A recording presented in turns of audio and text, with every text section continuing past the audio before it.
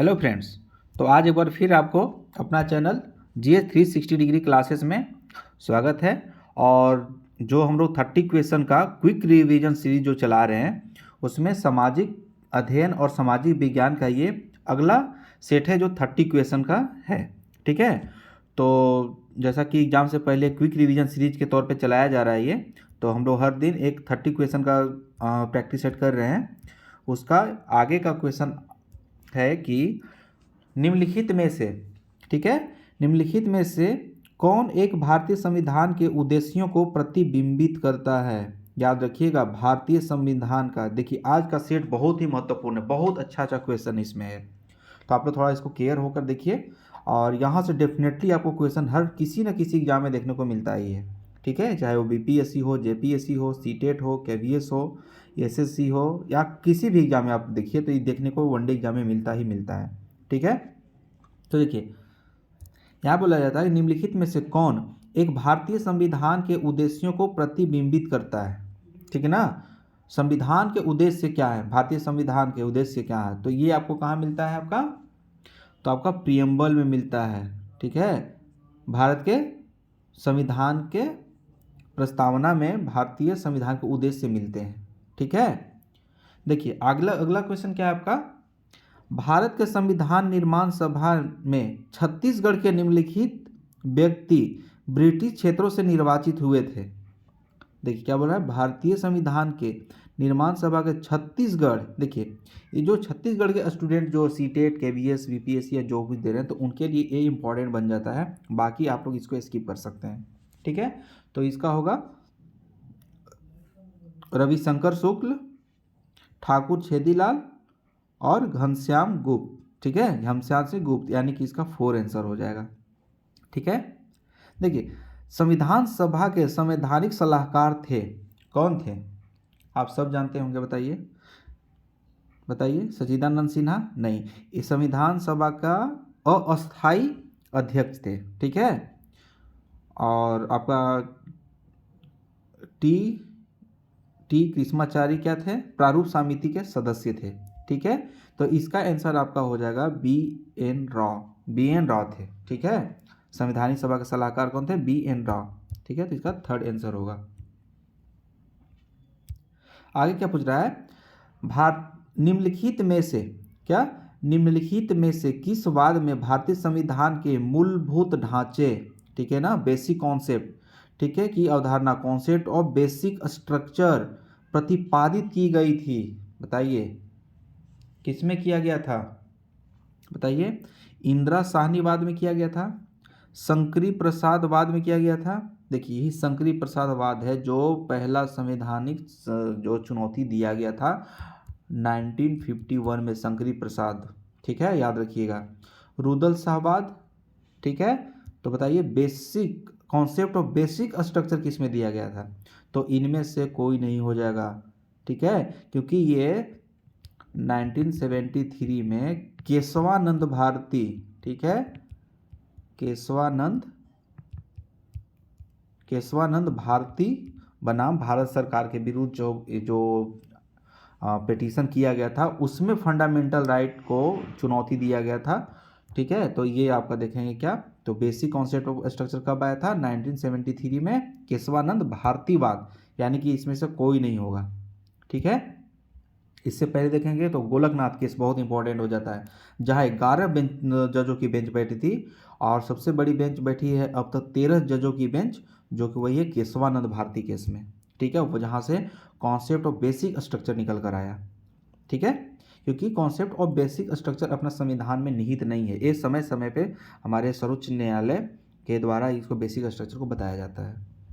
भारत के सर्वोच्च न्यायालय ने, ठीक है, भारत के सर्वोच्च न्यायालय ने संविधान में मूल संरचना सिद्धांत, बुनियादी ढांचा सिद्धांत का प्रतिपादन निम्नलिखित में से किस मुकदमे में किया।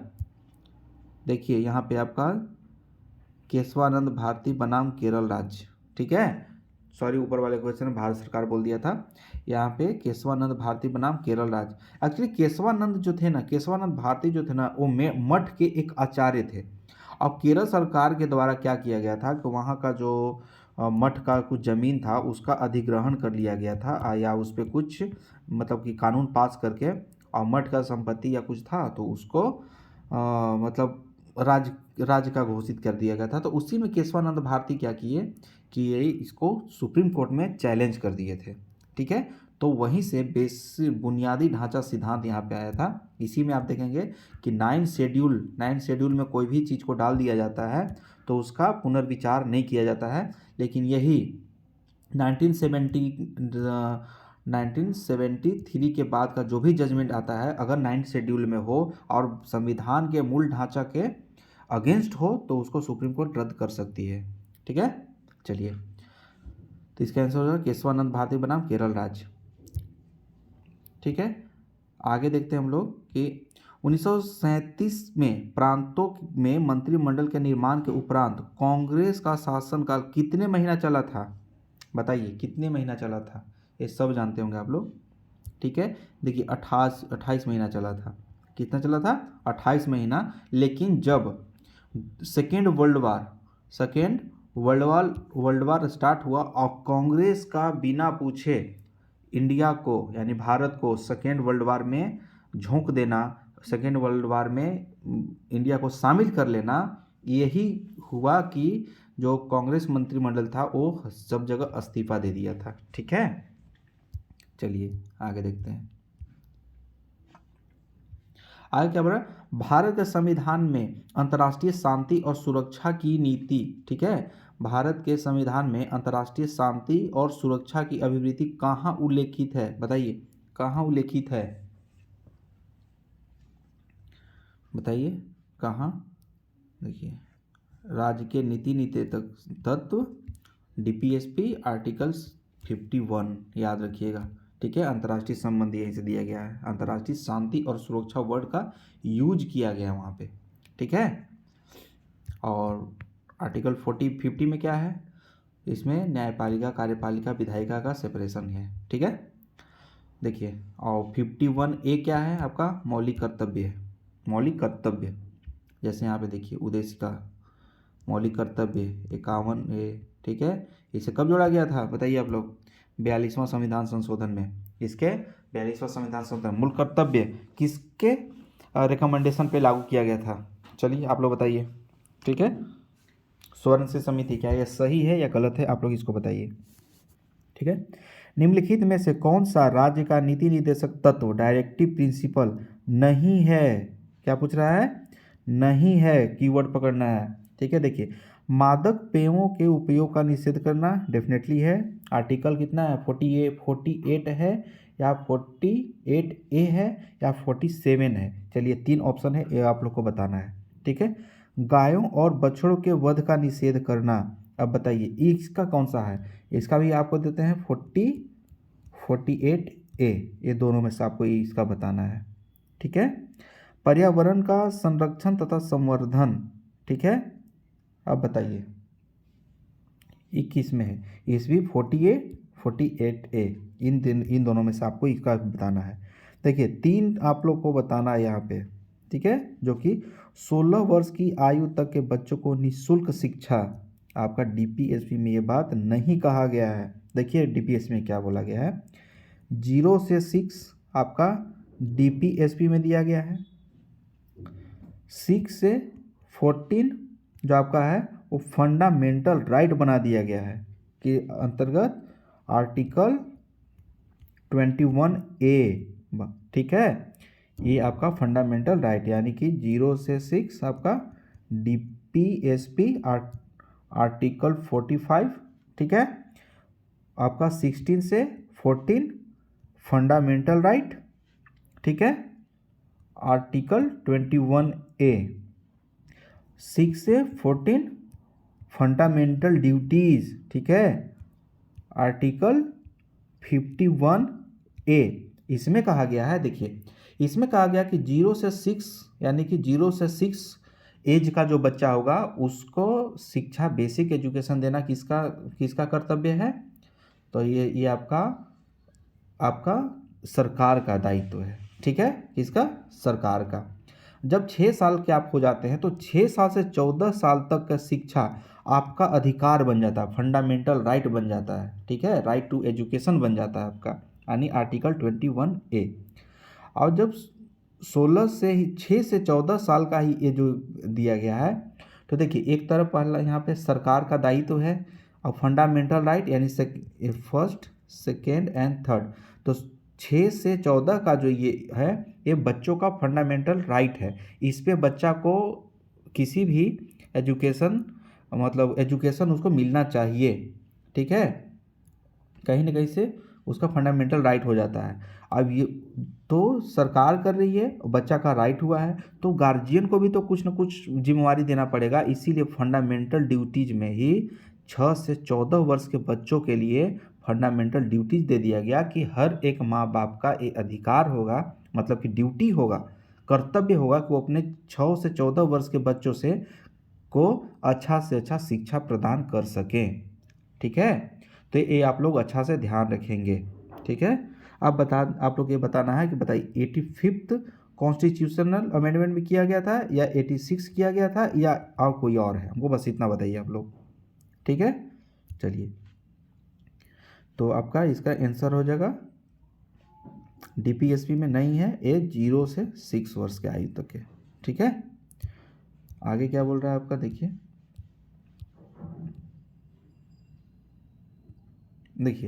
निम्नलिखित में से कौन सा मौलिक अधिकार फंडामेंटल राइट नहीं है। फंडामेंटल राइट नहीं बता रहा है, ठीक है। देखिए समानता का अधिकार डेफिनेटली है 14 से 18। शोषण के विरुद्ध अधिकार है 23 एंड 24 आर्टिकल।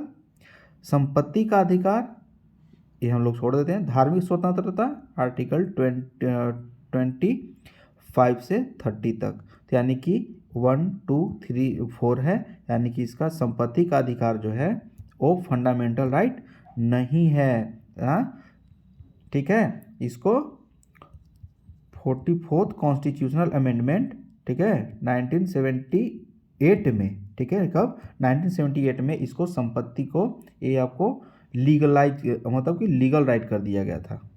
क्या लीगल राइट कर दिया गया था, फंडामेंटल राइट से हटा के आर्टिकल कितना में डाला गया था बताइए। आर्टिकल 300 है या 301 है या ए है, 1 है या ए है, आप लोग इसको कमेंट बॉक्स में बताइए, इतना हिंट दे रहे हैं, ठीक है। आगे प्रत्यक्ष बंदीकरण अधिनियम प्रिवेंटिव डिटेंशन एक्ट के अंतर्गत एक व्यक्ति बिना मुकदमा चलाए बंदी बनाया जा सकता है। कितने महीनों के लिए बताइए। ये आपका 3 महीना के लिए है। अब इसको भी एक्सटेंड करके 3 महीना और लिया जा सकता है, किससे, तो वहाँ का जो भी जुडिशियल होगा वहाँ से, ठीक है। चलिए आगे देखते हैं। निम्नलिखित में से किस आधार के, ठीक है, निम्नलिखित में से किस आधार के कारण नागरिक की विचार अभिव्यक्ति की स्वतंत्रता पर प्रतिबंध नहीं लगाया जा सकता है। निम्नलिखित में से किस आधार के कारण नागरिक के विचार अभिव्यक्ति की स्वतंत्रता पर प्रतिबंध नहीं लगाया जा सकता है, बताइए।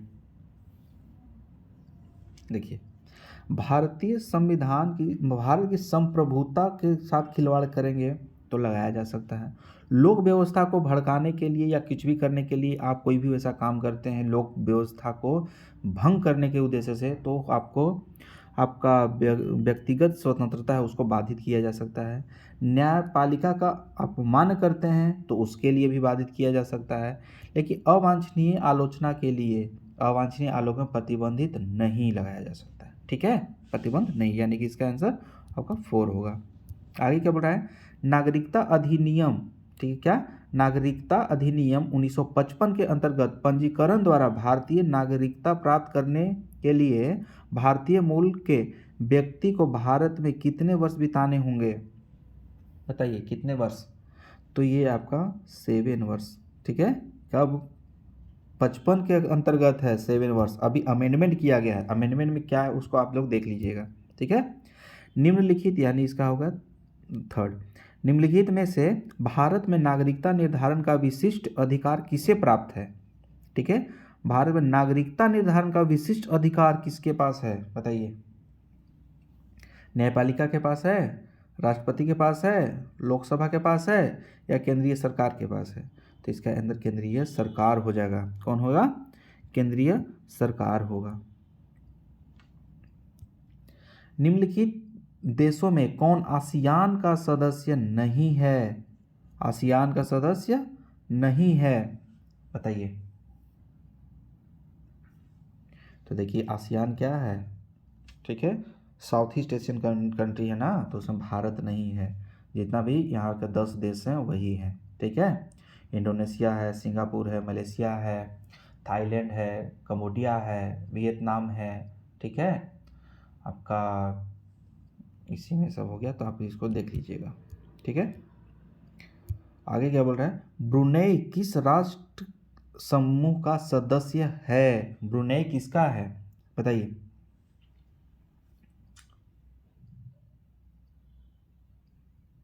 आपका आसियान हो गया आंसर, ठीक है। कौन सा, ब्रुनेई किस राष्ट्र का सदस्य है?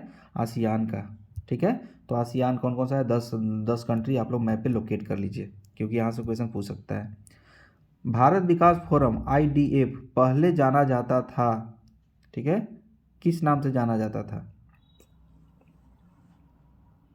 बताइए। भारत सहायता क्लब के नाम से जाना जाता था, ठीक है। भारत सहायता क्लब, भारतीय विकास फोरम किस नाम से जाना था? भारतीय सहायता क्लब, ठीक है। आगे क्या है आपका, निम्नलिखित देशों पर विचार कीजिए, ठीक है। ब्राजील, मैक्सिको, दक्षिण अफ्रीका। अंकटाड के अनुसार उपयुक्त में से कौन से देश उभरती हुई अर्थव्यवस्था कोटि की हैं? कौन है, बताइए। तो आप लोग बस याद रखिए, आपका सभी हैं, जितने भी हैं सब दिख रहे हैं आपको। बस अफ्रीकन कंट्रीज़ का कुछ, जैसे सूडान हो गया, चाड हो गया, नाइजीरिया हो गया, ठीक है, माली हो गया, लीबिया हो गया, ठीक है, साउथ सूडान, इथोपिया, यहाँ पे हमेशा कुछ ना कुछ चरमपंथी गतिविधियाँ चलती रहती है, इसलिए यहाँ का विकास बहुत ही ज़्यादा बाधित होता है। तो कुछ आप यहाँ पे ट्रिक लगा के आप लोग इसको कर सकते हैं, ठीक है। आगे बोल रहा है कि निम्नलिखित में से, ठीक है, निम्नलिखित में से कौन सी बातें भारतीय विदेशी प्रत्यक्ष निवेश, क्या है, FDI का बात कर रहा है, प्रत्यक्ष निवेश, भारत विदेशी प्रत्यक्ष निवेश की समाविष्ट होंगी, ठीक है। तो देखिए, भारत में विदेशी कंपनियों की सहायक कंपनियां, हाँ, समाविष्ट होंगी, सही है। भारतीय कंपनियों में बहुसंख्यक विदेशी इक्विटी धारण, हाँ, ये भी सही है आपका, ठीक है। विदेशी कंपनियों द्वारा अनन्य रूप से वित्त पोषित कंपनियां, हाँ, सही है। पोर्टफोलियो निवेश नहीं, FII फॉरेन, ठीक है, और FIQ ये आपका डायरेक्ट इन्वेस्टमेंट नहीं होता है, ठीक है, फॉरेन इंस्टीट्यूशनल होता है ये, तो ये आपका नहीं होगा, यानी कि 4 इसका जब नहीं होगा तो इसका आंसर हो जाएगा 1, 2 एंड 3, ठीक है, 1, 2, 3।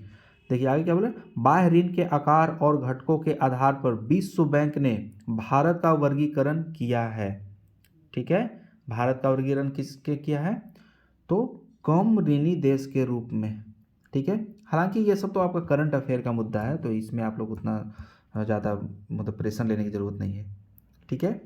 आगे क्या बोल रहा है आपका कि निम्नलिखित में से कौन से युग्म सही सुमेलित हैं? सही सुमेलित हैं, देखिए, विदेशी मुद्रा आरक्षित निधि में वृद्धि, मुद्रा का प्रसार होगा।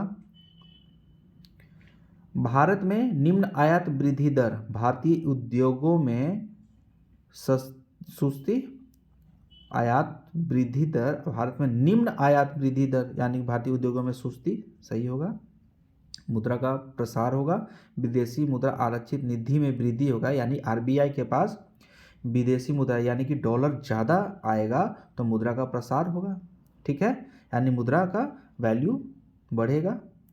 यूरो निर्गम यूरोपीय देशों में भारतीय कंपनियों द्वारा शेयरधारिता, ठीक है, हाँ, ये भी होगा। भारतीय से पोर्टफोलियो निवेश, पोर्टफोलियो निवेश, विदेशी संस्थागत निवेश बताया था ना, FII फॉरेन इंस्टीट्यूशनल इन्वेस्टमेंट, ठीक है। तो आपका, तो ये भी आपका सही है, यानी इसका आंसर आपका 4 हो जाएगा, यानी सभी के सभी सही हो जाएंगे, ठीक है। आगे क्या बोल रहा है, विकासशील देशों को विश्वव्यापी, ठीक है, विकासशील देशों को विश्वव्यापी पूंजी प्रवाह में 90 के दशक में महत्वपूर्ण वृद्धि हुई। पूर्वी एशियाई वित्तीय संकट और लैटिन अमेरिकी अनुभव को देखते हुए किस प्रकार के अंतर प्रवाह मेजबान देश के लिए अच्छा नहीं है? देखिए कितना अच्छा क्वेश्चन पूछा है, क्या नहीं है बताइए इसका। विदेशी प्रत्यक्ष निवेश एफडीआई और एफआईआई, इसमें से कौन सा? तो देखिए विकासशील देशों को विश्वव्यापी पूंजी प्रवाह में 90 के दशक महत्वपूर्ण वृद्धि हुई, ठीक है। पूर्वी एशियाई वित्तीय संकट और लैटिन अमेरिकी अनुभव को देखते हुए किस प्रकार के अंतर्वाह मेजबान देश के लिए अच्छा नहीं है? चलिए इसको आप लोग सोच के बताइए कौन सा है।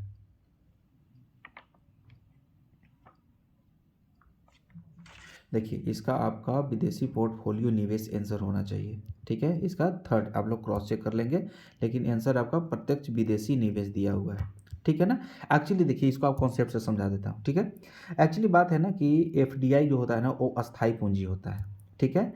तो जब आप रुपये का परिपूर्ण परिवर्तनीयता कर देते हैं तो कोई भी विदेशी कंपनी वहाँ से आती है, यहाँ पे इन्वेस्ट करती है, तो उसे एक परिवर्तन करना पड़ता है कि उसका रुपया, जैसे यहाँ डॉलर नहीं चलता है तो रुपया यहाँ पे इन्वेस्ट करना है उसको रुपया में।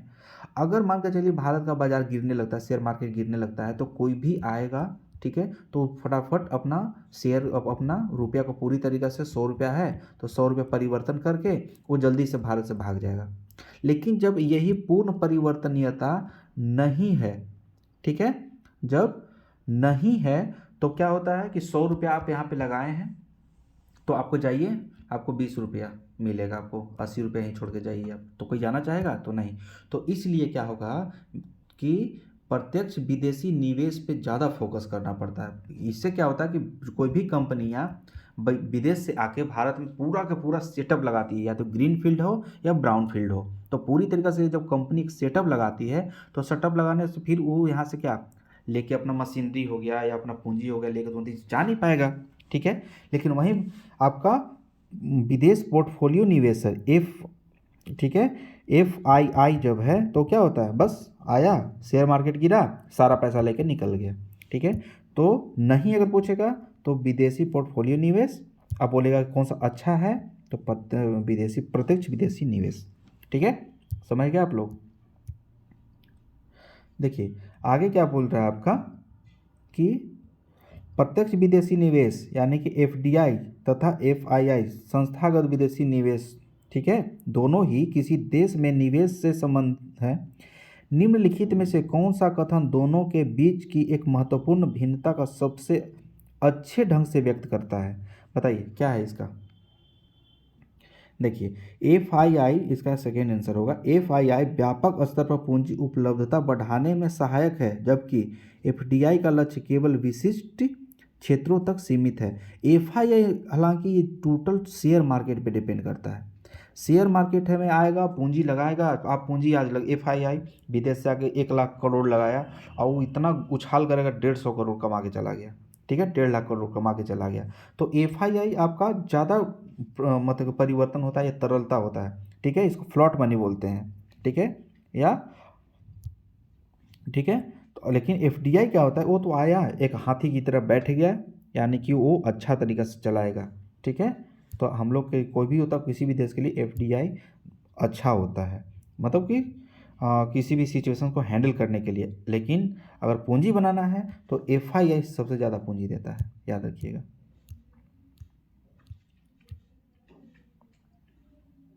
देखिए आगे का क्वेश्चन, भारत में विदेशी निवेश संवर्धन बोर्ड अब निम्नलिखित में से किसके साथ संबंध होकर कार्य कर रहा है? किसके साथ कार्य कर रहा है? ठीक है, तो वित्त मंत्रालय के द्वारा। किसके द्वारा? वित्त मंत्रालय के द्वारा। सबसे हाल में, ठीक है, सबसे हाल में निम्नलिखित में से कौन एक क्षेत्र प्रत्यक्ष पूंजी निवेश के लिए खोल दिया गया है? खोल दिया गया यानी 100% दे दिया गया, ठीक है। तो ये आपका होगा खुदरा कारोबार के लिए, ठीक है। बोला ना, रिटेल प्राइस के लिए, यानी कि रिटेल में कितना परसेंट है, कितना परसेंट एफडीआई है आपका, 100% है। अभी बहुत कुछ में 100% दे दिया गया है। ठीक है, उसका आप लोग लिस्ट निकाल के आप लोग नेट से सर्च करके लिस्ट आप लोग देख लीजिए। ठीक है सॉरी। भारत के अंश पूंजी में निवेश हेतु विदेशी पूंजी का अंतर प्रवाह सबसे अधिक किस देश से होता है? भारत में सबसे ज़्यादा किस देश से होता है?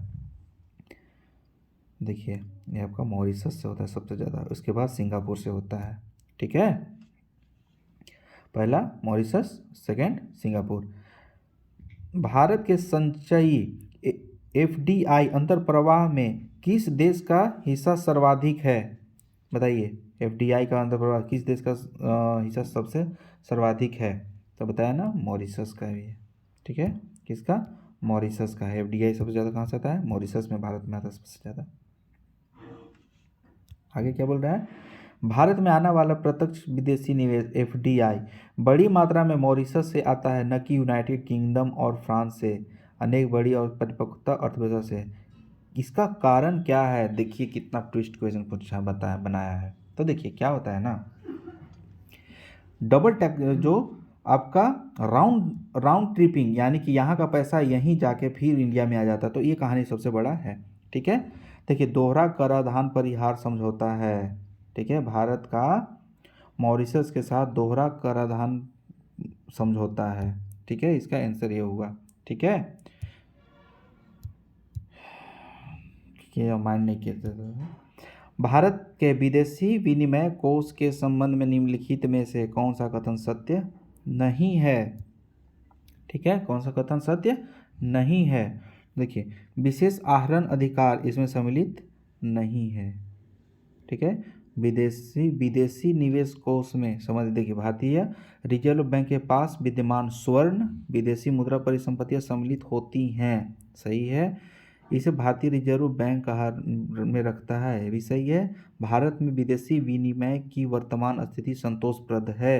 हाँ है, क्योंकि अभी हम लोग के यहाँ 6 महीने का इंपोर्ट करने का पूंजी है। ठीक है, विश्व के 5वीं सबसे बड़ी अर्थव्यवस्था हम लोग हैं, यानी कि इसका आपका एसडीआर इसमें नहीं है। एसडीआर कहाँ होता है? आईएमएफ में होता है। ठीक है, तो फ्रेंड चलिए, आज एक बहुत ही अच्छा इंटरेस्टिंग टेस्ट सीरीज था आज का। बहुत अच्छा कॉन्सेप्चुअल क्वेश्चन यहाँ पे दिया है, आप इस सबको अच्छा से पढ़ें, और डेफिनेटली अगर इसको आप अच्छा से सुने, अच्छा से समझें, तो आपको बहुत कुछ सीखने को मिलेगा। ठीक है, तो चलिए आप लोग इसको देखिए, और जैसा कि आजकल देख रहे हैं कि एग्ज़ाम का पैटर्न कितना चेंज हो रहा है, इसी तरीक़े से कॉम्प्रिहेंसिव ढंग से हम लोग को पढ़ना पड़ेगा। तो चलिए फिर अगले सेट में हम लोग फिर से मिलते हैं, तब तक के लिए धन्यवाद।